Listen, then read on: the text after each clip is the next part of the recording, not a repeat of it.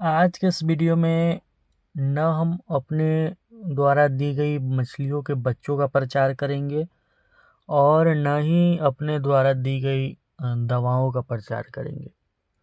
आज का जो हमारा वीडियो होगा ये पूरा होगा अगर एक गरीब किसान जिसके पास पैसों की कमी है, साथ में भूमि की कमी है, ज़मीन की कमी है और उनके पास अगर छोटा तालाब है या छोटा सा खेत है 1-2 कट्ठे का, उसमें तालाब बनवाना चाहते हैं और पूंजी नहीं है मछलियों को भोजन करवाकर उसे बढ़ाने के लिए, फिर भी वो कैसे मछली पालन करें।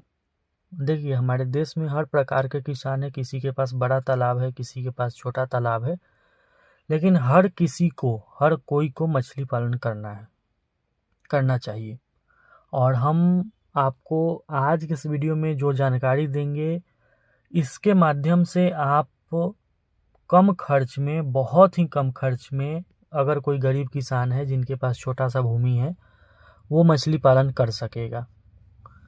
वीडियो शुरू से अंत तक देखिएगा।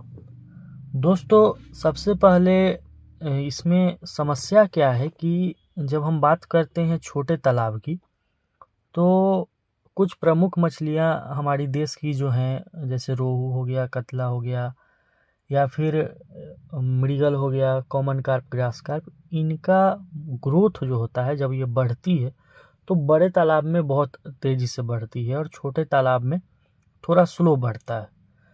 तो अब हम जो गरीब किसान हैं उनको हम ये नहीं कह सकते हैं कि आप प्यासी पाल लीजिए छोटे तालाब में, क्योंकि उसको दाना खिलाना पड़ेगा।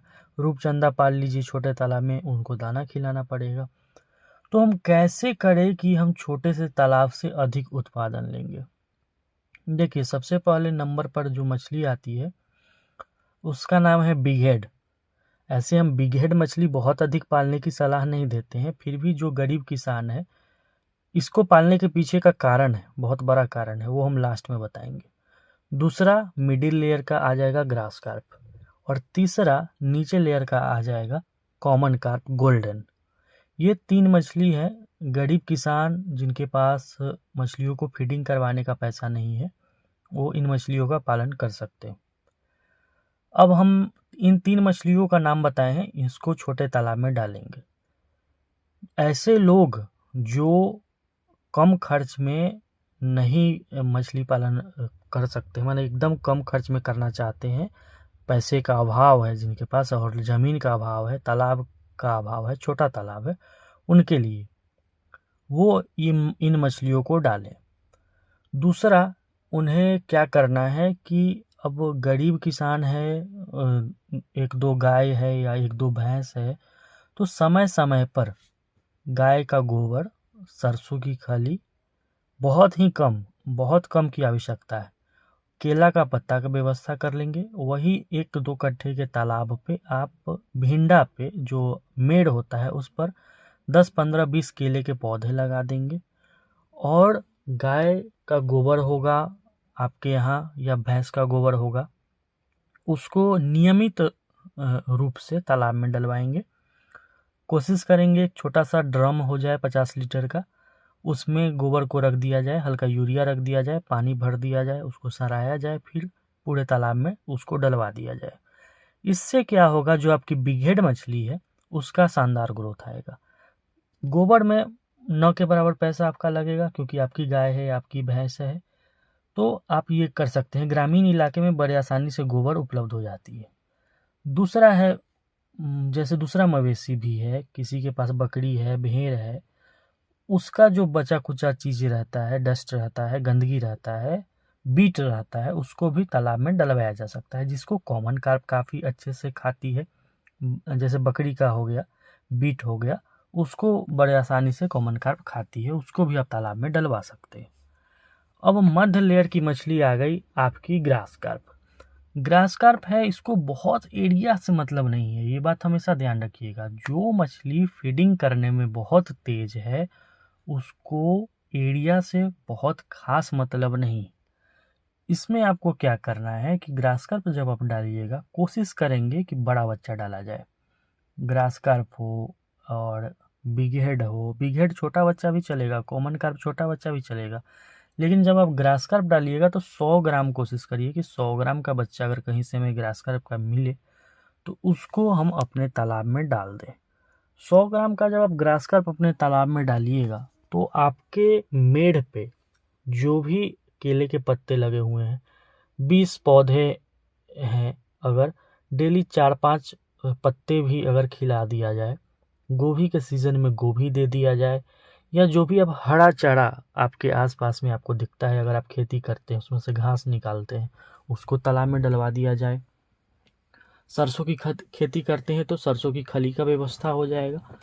तो ये सब प्रोसेस करके आप बड़े ही कम खर्च में मछलियों का पालन कर सकते हैं।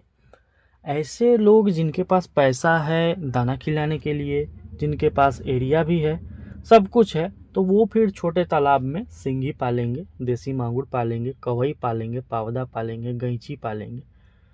बड़ा तालाब है तो उसमें आईएमसी पालेंगे, या पैसा है दाना खिलाने के लिए तो प्यासी पालेंगे। लेकिन ये वीडियो जो है ये है ऐसे किसान जिनके पास एकदम पैसा नहीं है, जो गरीब किसान है, गरीब तबके के लोग हैं, वो भी मछली पालन करें।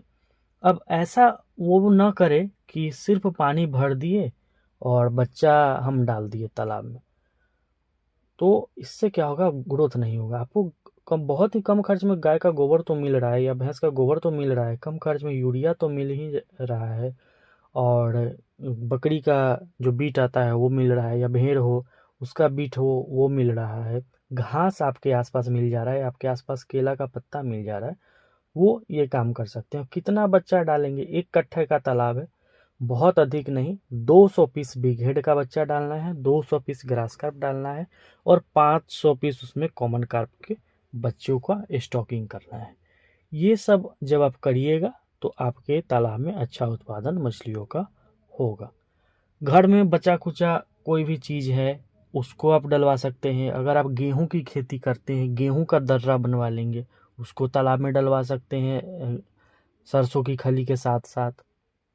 या फिर मक्के का खेती होता है, मक्के का दर्रा आप करवा लीजिए, उसमें भी मछलियों के लिए फैट होता है, तो उसको डलवा सकते हैं आप।